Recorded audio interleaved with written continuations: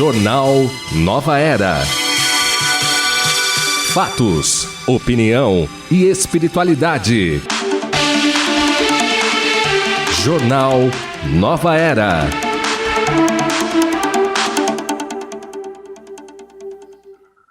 Olá, ótima tarde para você que está ligado na programação da Rede Boa Nova de Rádio. Uma excelente tarde a você que nos acompanha pela TV Mundo Maior. Hoje é sexta-feira, dia 20 de novembro de 2020. É uma alegria poder chegar até onde você está. Hoje é feriado aqui em Guarulhos e em algumas outras cidades, e nós preparamos este programa especialmente para esta data, para trazer para você um conteúdo importante de reflexão. Hoje o programa é gravado, eu disse que é inédito, mas é gravado, então as participações vão ficar para a próxima semana. Mas fica aqui o nosso carinho, a nossa vibração, que eu tenho certeza que você está aí do outro lado, mandando para nós. Muita energia e acolhimento, como de sempre. Gratidão a você. Eu quero agradecer aqui o apoio da nossa equipe, que está aí nos bastidores, é a Bruna Paz, que compartilhou o link do Zoom comigo e com os nossos convidados. Obrigada, Bruna. Agradeço aqui o apoio da Fernanda Lima, que está na técnica aqui nos auxiliando. Gratidão a você, Fernanda. O Jornal Nova Era desta sexta-feira, uma data importante, vamos falar sobre o Dia da Consciência Negra. E para isso, eu quero já trazer os nossos convidados. Eu vou começar por ele que é um dos nossos comentaristas voluntários do Jornal Nova Era, às terças-feiras. Antônio Carlos Tarquínio, boa tarde, bem-vindo ao Jornal Nova Era.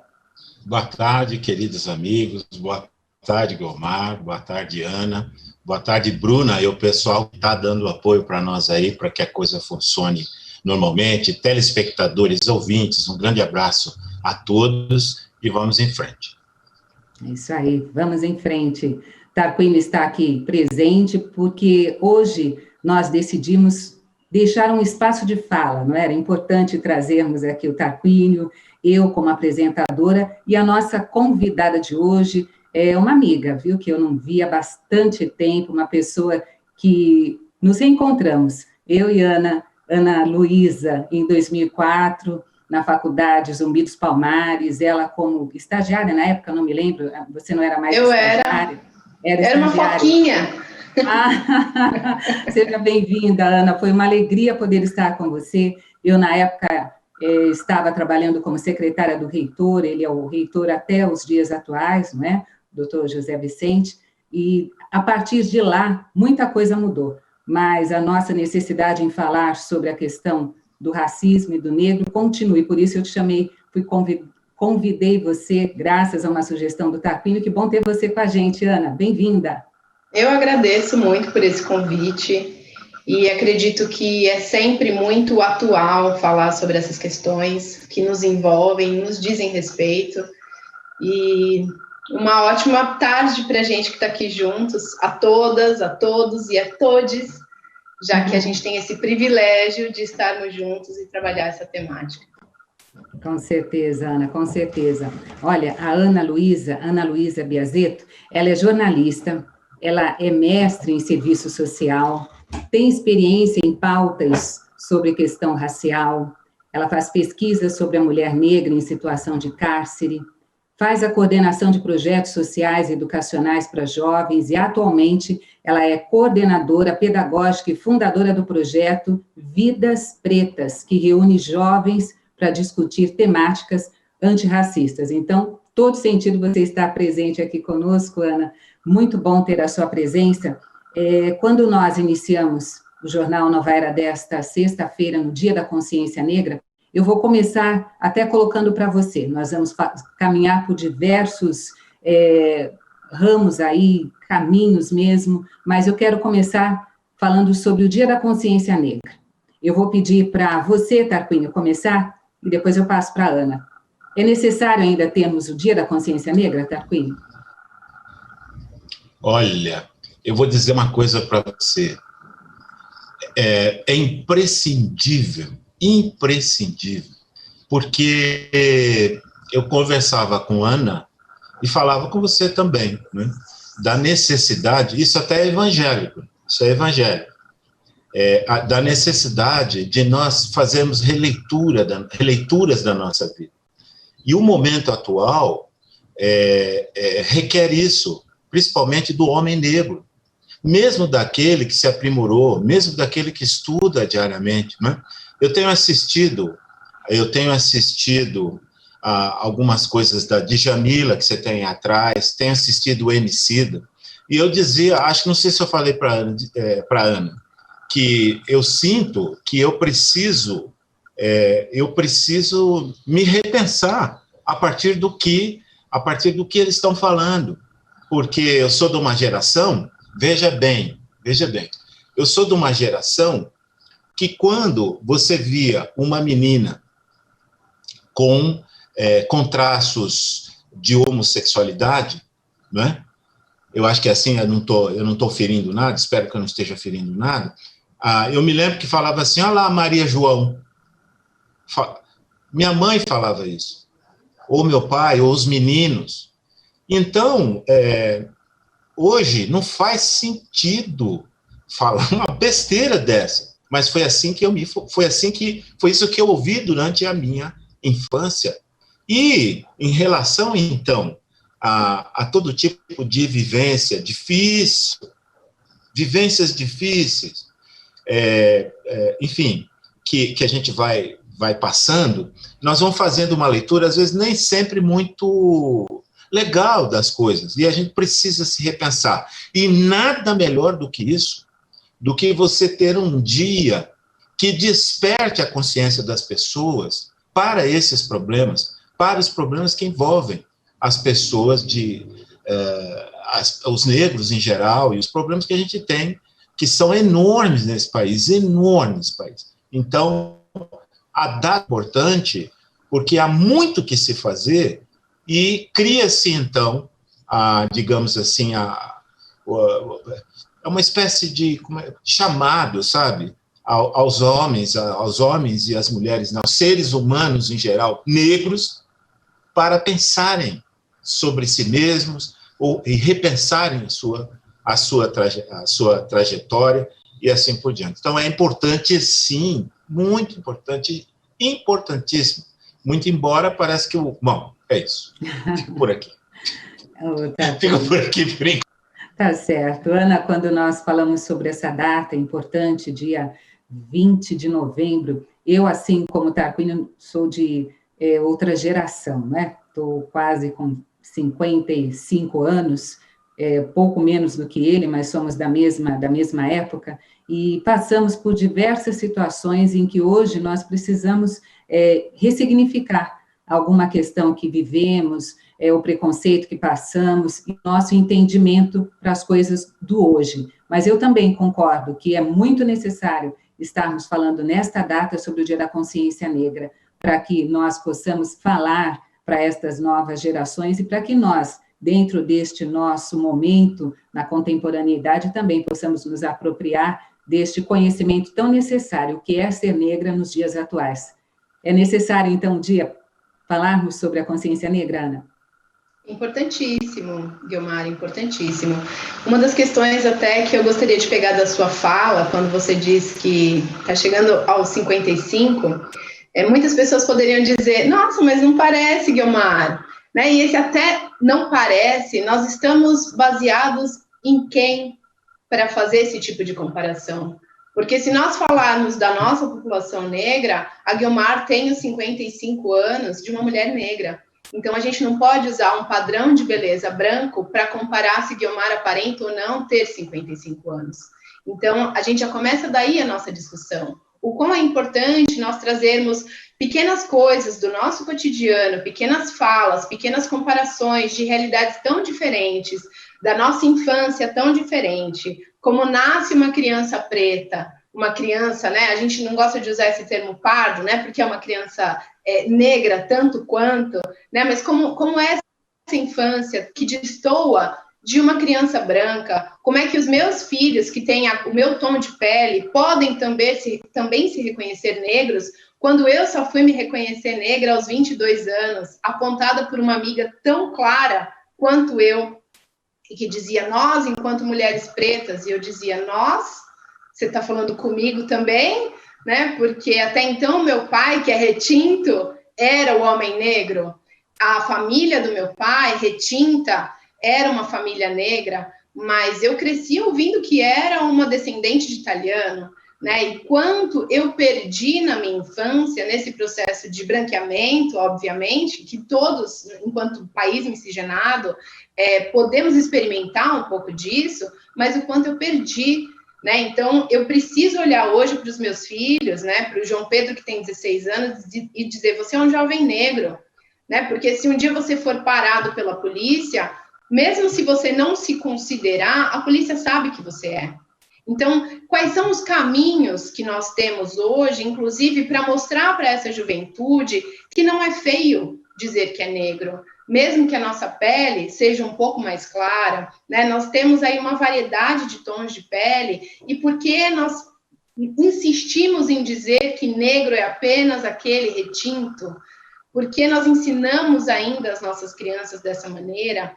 Então, como é importante não só a juventude, mas como o Tarquínio disse, né, retomar isso aos 60, aos 50, não importa, desde que nós estejamos dispostos e disponíveis para rever a importância da consciência negra. Isso é uma conquista, né, da nossa ancestralidade, isso é uma conquista de quem veio antes de nós, do movimento negro. Quantos antes de nós estudaram essa temática, dialogaram sobre ela, para que hoje nós pudéssemos trazer para um programa uma discussão tão importante que vai servir não só para nós, enquanto negros, mas também para todos os brancos que estão nos ouvindo, para os não negros, que querem também aprender sobre isso, querem aprender com o Djamila, que está aí atrás de você, que criou um manual antirracista absolutamente didático, de fácil compreensão, que pode ser adotado nas escolas, pode ser lido por intelectuais, pode ser lido por jovens,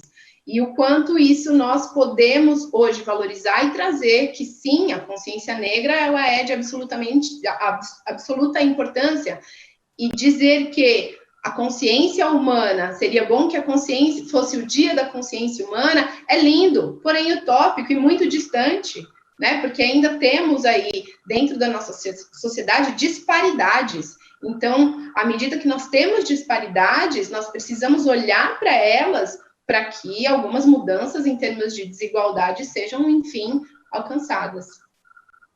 Quando você fala que seu pai era retinto, foi isso, essa expressão que você utilizou, não é? Isso.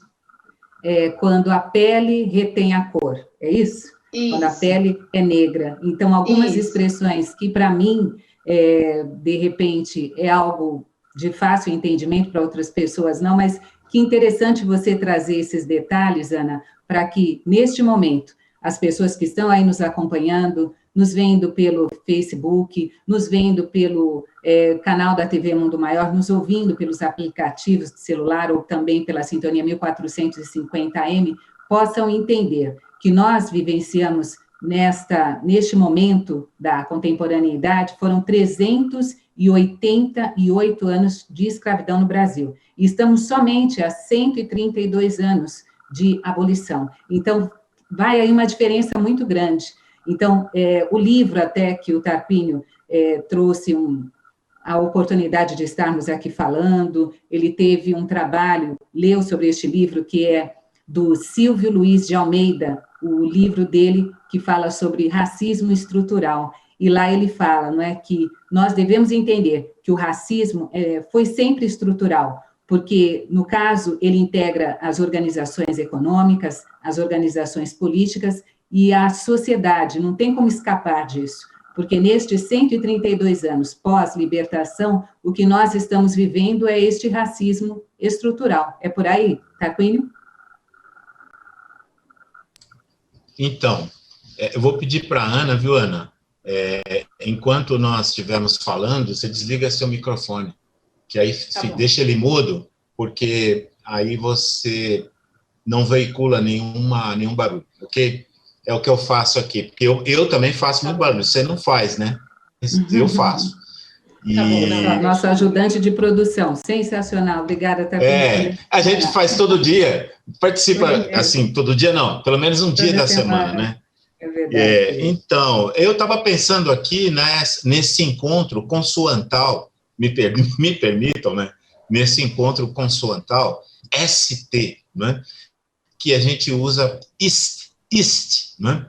Faz parte da palavra estrutura, mas se você pensar, é um encontro interessante, porque ele sinaliza sempre a imobilidade, ele sinaliza sempre uma instância, né?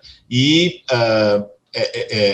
algo que se constrói sobre, algo que é construído sobre. Você tem estuário, você tem estátua, quer dizer, no sentido do imovível, né?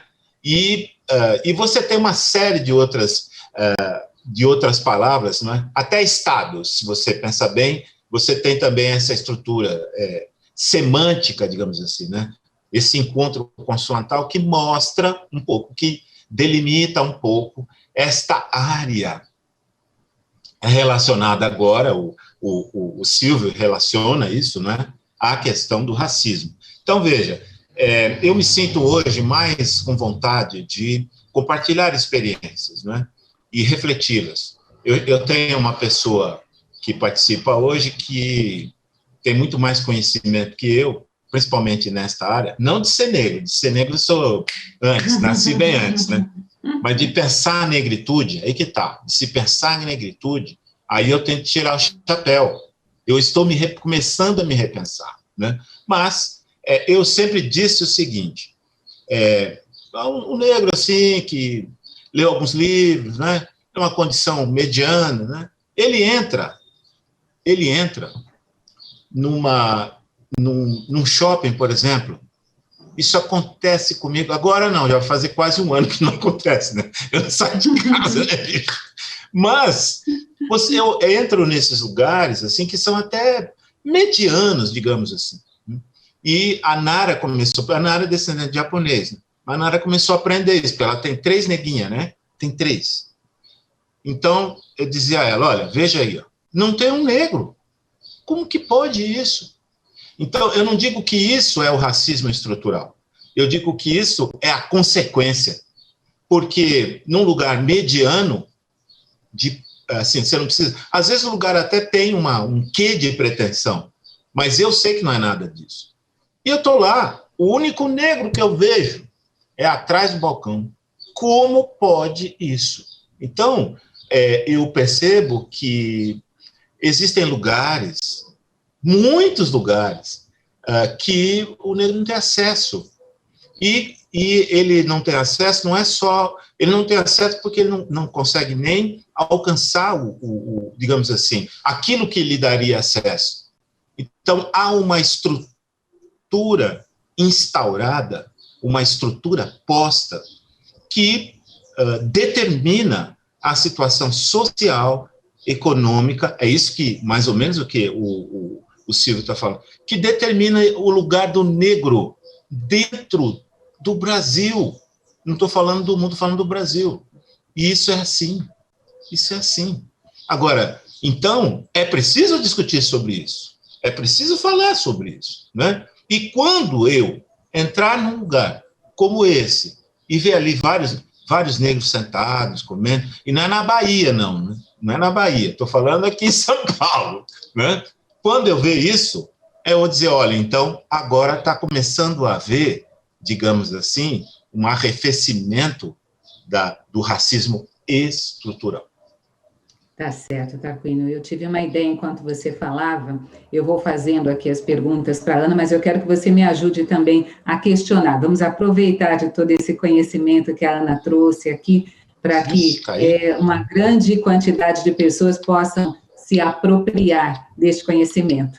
Ana, quando o Tarquínio falou dessa questão, né, dele ir ao shopping com a esposa, com a Nara, com as filhas, ele gosta de falar, né, a japoneguinha dele, né, as meninas lindas que ele tem, então não ver uma representatividade é algo que nos incomoda, certamente, nos traz um espanto, né, o porquê não haver.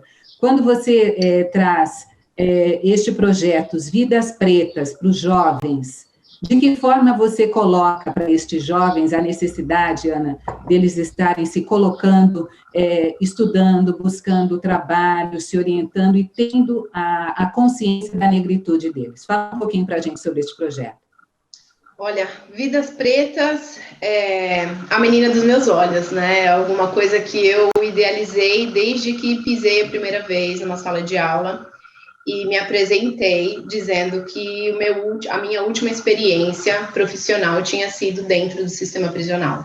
Então, desde 2011 eu faço essa apresentação e levo algumas falas de algumas mulheres que estiveram presas, negras, que eu conheci e que fizeram um pedido quando eu estava em pesquisa, quando eu estava no campo.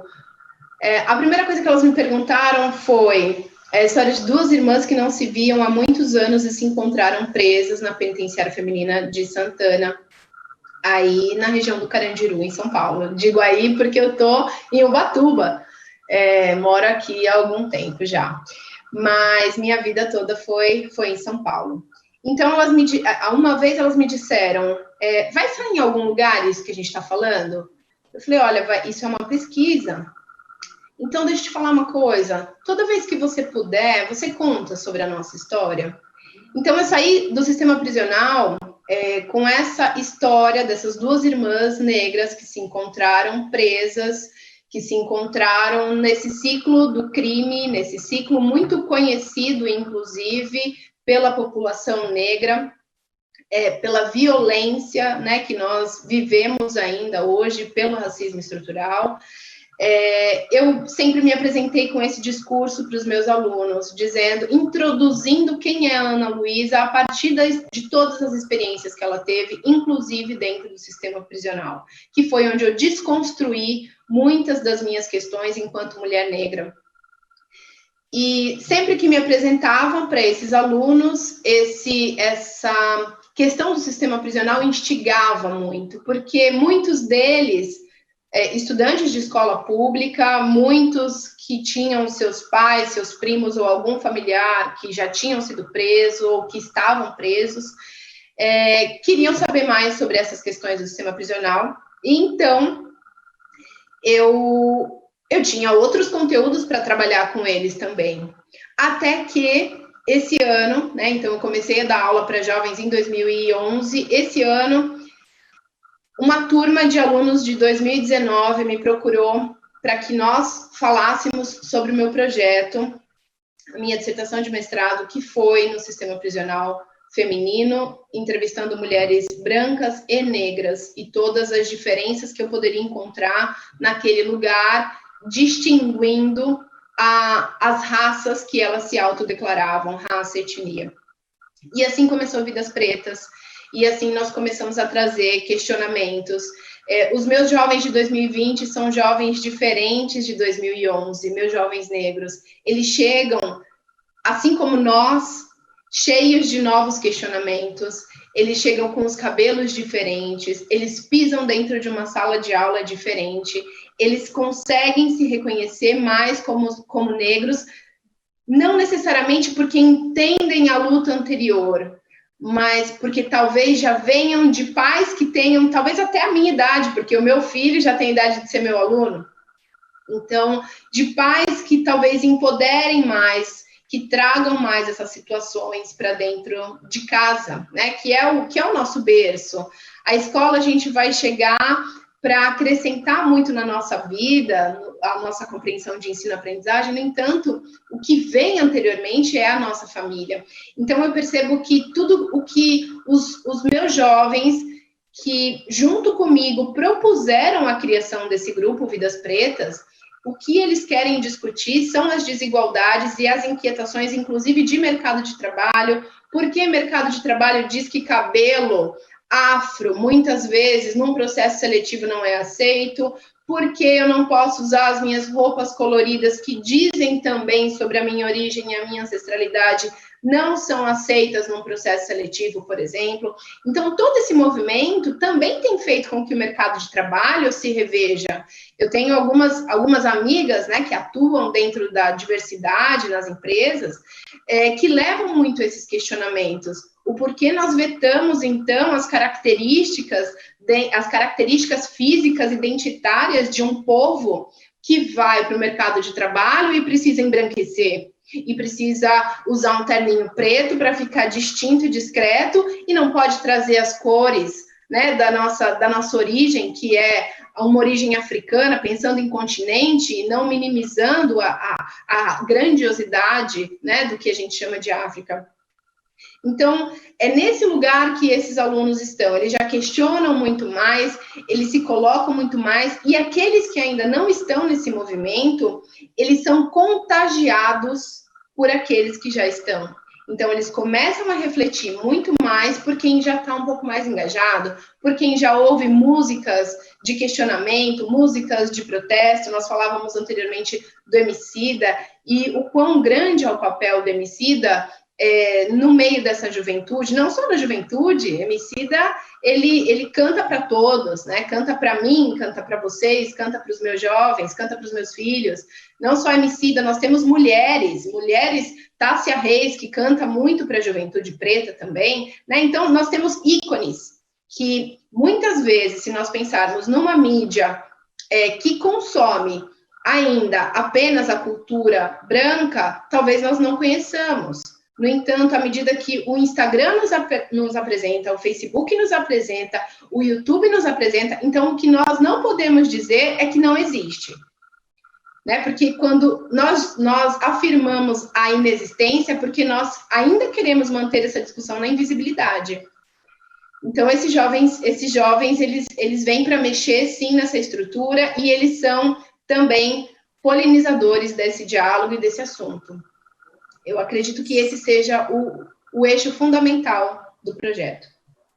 Sensacional, Ana. Jovens polinizadores para este futuro ter a possibilidade de colocá-los no papel que eles queiram estar, né? O jovem negro, ele pode estar aonde ele quiser. A mulher negra pode estar aonde ela quiser estar. Nós, recentemente, vemos na mídia matérias de discriminação, de preconceito, que já, observando com o olhar para o futuro, a gente vê que não cabe mais, né? Um advogado famoso, que eu não vou dar o nome aqui para a gente não dar, né, de repente, mais fama a ele fez uma discriminação, uma ofensa a uma jovem numa loja, numa rede de fast food. Ela foi ofendida por ser negra, ele disse para ela coisas absurdas. Uma outra, em outro local do nosso país, recebeu uma mensagem de WhatsApp sendo totalmente desconsiderada, com palavrões, porque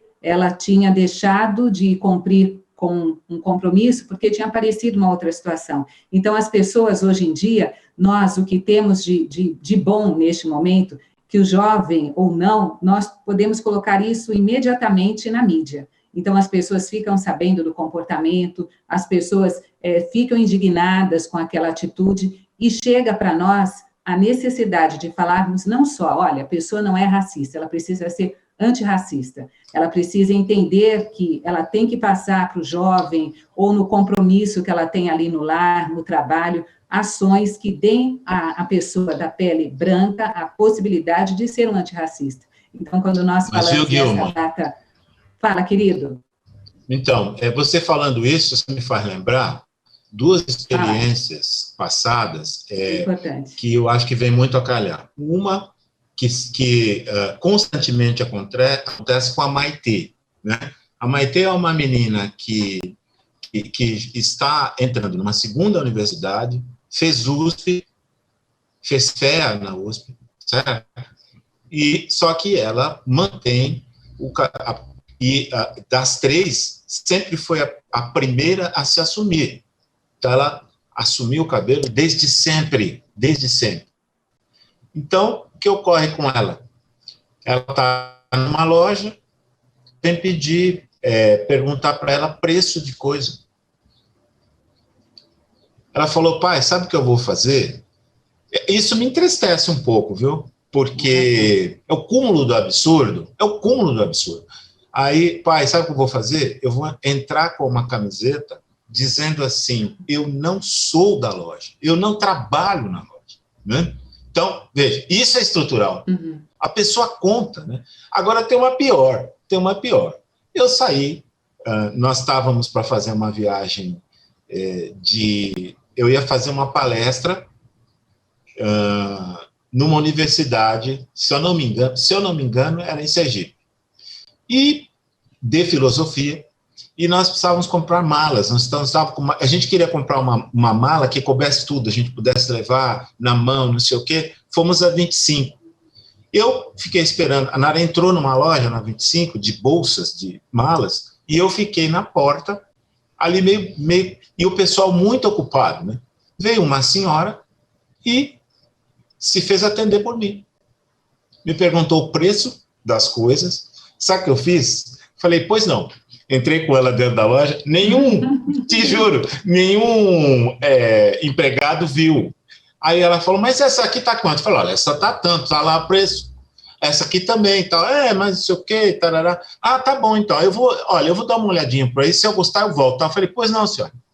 Mas não é um absurdo um negócio desse? Um nego velho desse, de barba branca, a mulher achar que eu era funcionário da loja.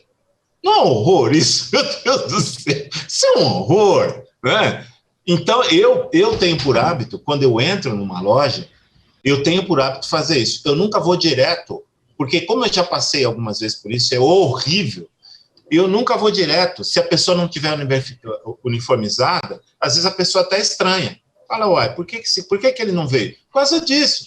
Você aborda a pessoa errada. Isso é incômodo. Uai, a pessoa não tem nada naquele lugar e você vai lá perguntar coisa de preço,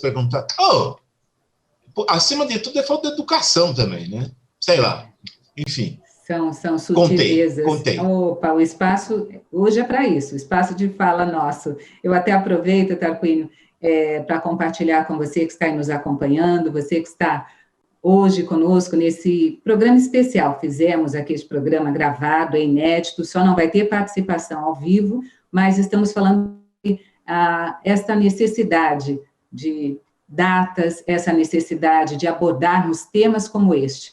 Recentemente, eu também tive a oportunidade de falar com alguns jovens a respeito de alguma experiência que eu tenha tido de ruim. Eu tive várias, né? A grande maioria de nós, negros, tivemos várias experiências ruins. O Tarquínio contou da filha, contou dele, e o que acontece? Quando eu entrei na rádio em 2004, 2005, já tem algum tempo, quando eu fui no primeiro Encontro Amigos da Boa Nova, um evento nosso sensacional, viu, Ana? Que qualquer dia você vai ser convidada a participar, assim que nós estivermos já realizando os nossos encontros.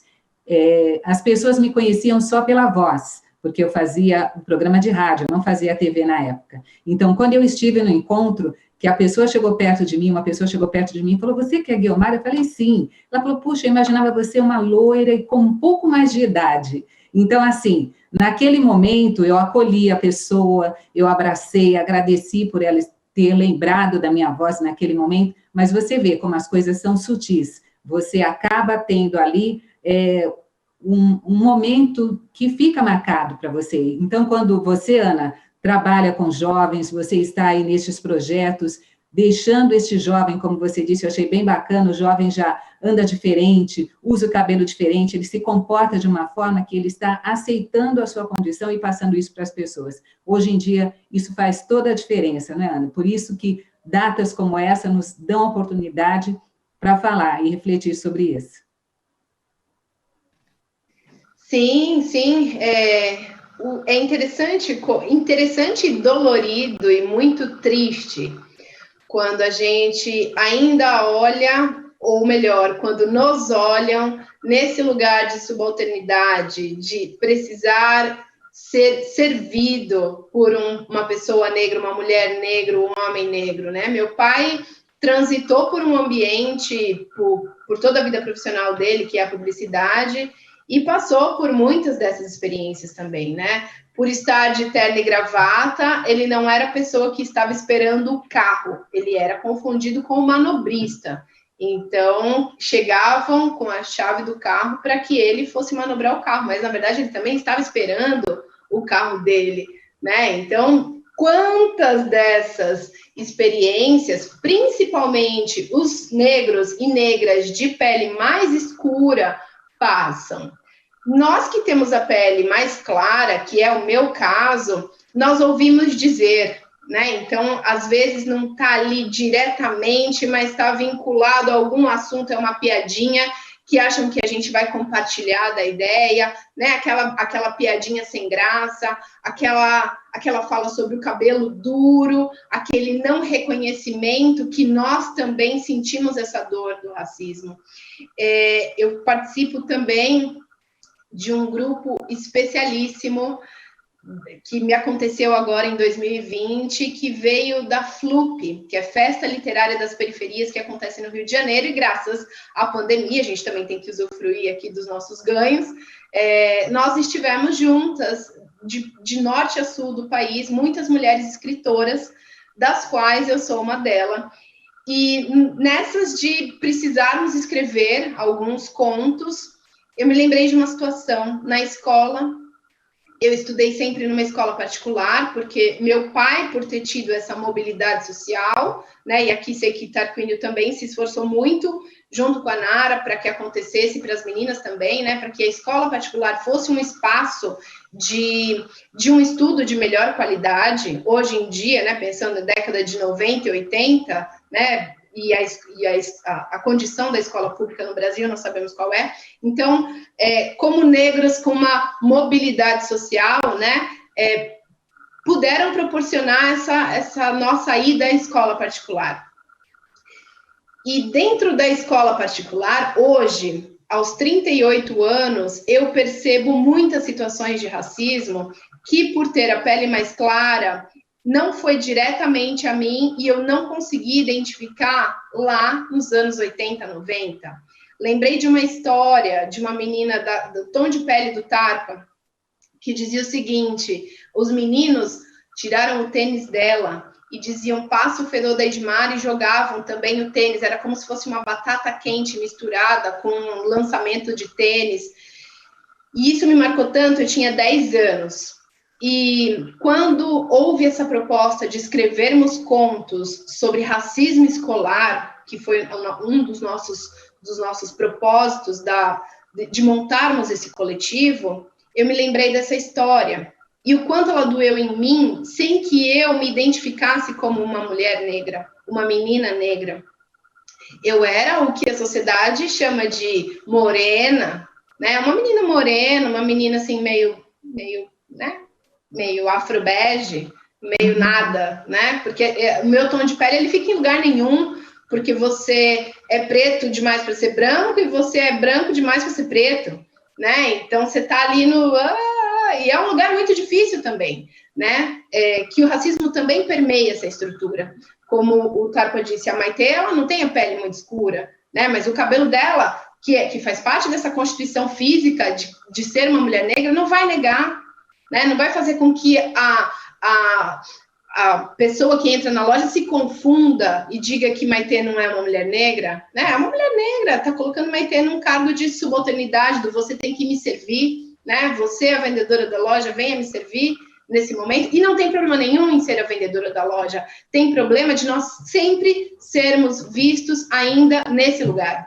Ainda nesse lugar de que nós não podemos estar ali enquanto consumidoras também. Precisamos sempre ser vistas nesse outro lugar? Não, né? Por isso que consciência negra vem com essa discussão, vem para olharmos as situações do dia a dia, vem para revisitarmos quantas vezes nós fomos racistas sem saber. E digo nós, enquanto negros, não, porque o racismo, ele permeia a branquitude, e não, nós, enquanto negros, não somos racistas.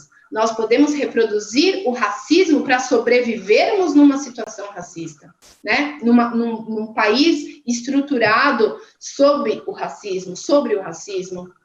Então, são diversas questões que nos colocam à reflexão do dia a dia, né? Para que a gente reveja as pequenas atitudes, para que a gente reveja o vidro do carro quando a gente fecha, em São Paulo, em Guarulhos, em Ubatuba, quando se aproxima uma pessoa negra, quando se aproxima uma criança negra, o quão maior é o nosso medo quando nós temos ali uma pessoa que, dentro dessa estrutura de país, é vista como perigosa.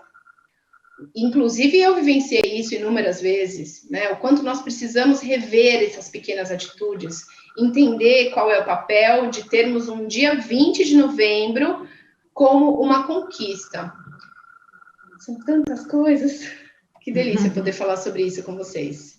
Maravilha. Olha, nós estamos já alguns minutinhos para terminar, 6 minutos para a gente terminar este programa, essa gravação. O tempo, ele tem que seguir, né? O tempo tem que seguir, temos aqui a disciplina para que possamos entregar dentro deste espaço de tempo, mas como você disse, Ana, é tanta coisa para a gente falar. Eu trouxe aqui hoje, deixei esse livro da Djamila para fazer até uma homenagem, né? Este pequeno manual antirracista. Estamos falando sobre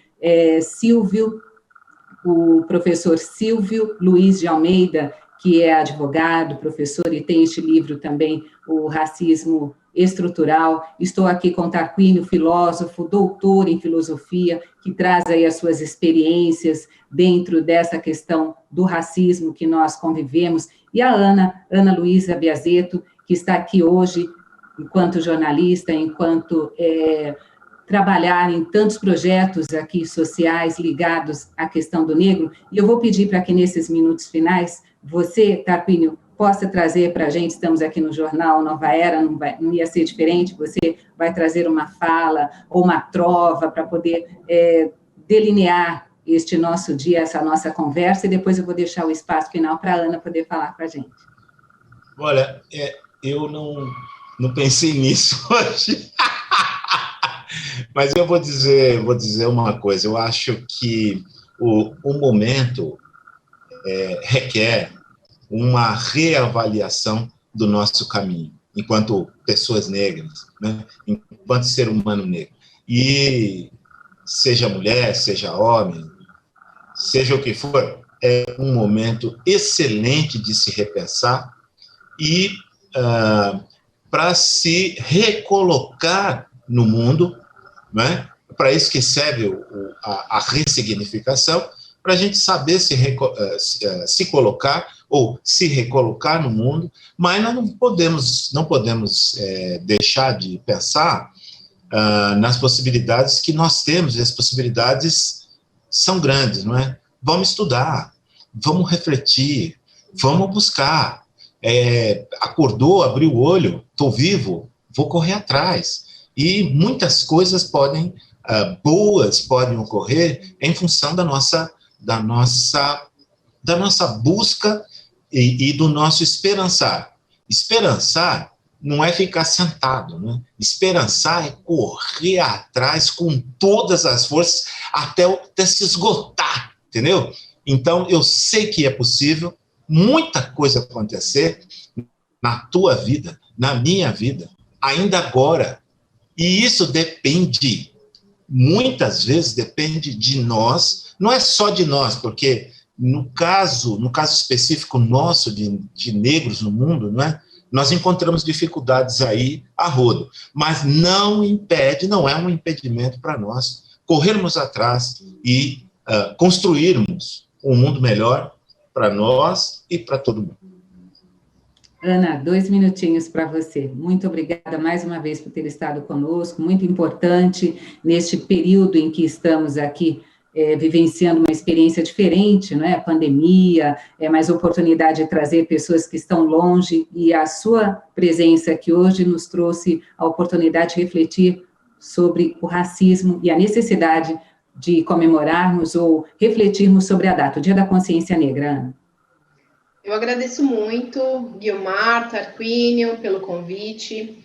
E como o Tarco disse, acredito que quando a gente, né, o doutor José Vicente, lá na Afrobras, onde eu fui a FOCA, né, do Departamento de Comunicação, dizia, né, o grande lema é que sem educação não há liberdade. Né? Então, se nós buscamos esse lugar aí no mundo, uma maneira que nós temos de, inclusive, né, dialogarmos, transitarmos e superarmos toda essa questão que nós trouxemos hoje, é através da educação. Esse lugar, ele é inigualável, principalmente quando a gente se fala de história de Brasil, Então, nós precisamos ocupar os bancos das universidades, inclusive as públicas. Nós precisamos não parar de estudar quando nós tivermos o nosso diploma de graduação. Tarco aqui também é um grande exemplo, Guiomar, né, trazendo Maitê aqui para a nossa conversa. A gente não pode parar, né? Acho que Pai Rodney, que é um dos escritores também da coleção Feminismos Plurais, sobre apropriação cultural, ele diz: a felicidade é a nossa missão ancestral. Então, que nós possamos ir em busca dessa felicidade, e o estudo, ele é um caminho que, com certeza, não vai nos decepcionar. Eu agradeço imensamente, mais uma vez, Guiomar e Tarqua, pelo convite. Estou aqui transbordando de alegria de poder compartilhar essa tarde com vocês. Nossa, essa palavra ancestralidade é tão forte, viu? Na hora eu me lembrei que nos momentos difíceis da minha vida, muito difíceis, né? Eu me lembro desses meus irmãos antigos. Emociona, não é? Emociona, é verdade. Mas a gente Passaram agradece por tanta aqui. coisa, né? Sim. E superaram, né? Superaram, né? Esses espíritos hoje, eles devem estar em festa, né? Sim, porque eles certamente passaram por experiências horrorosas, né? Mas superaram, né? Então fica aqui o meu carinho por todos eles.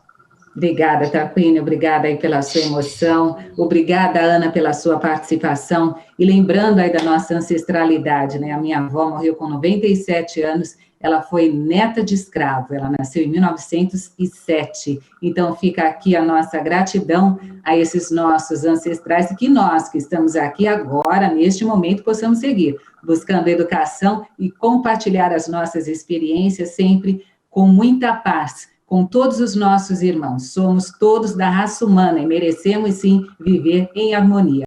Beijo para todos. Obrigada, Bruna, por ter compartilhado o link do Zoom. Gratidão, Fernanda Lima. O Jornal Nova Era agora volta na próxima segunda-feira, ao meio-dia. Beijo para vocês e até lá. Termina aqui o Jornal Nova Era.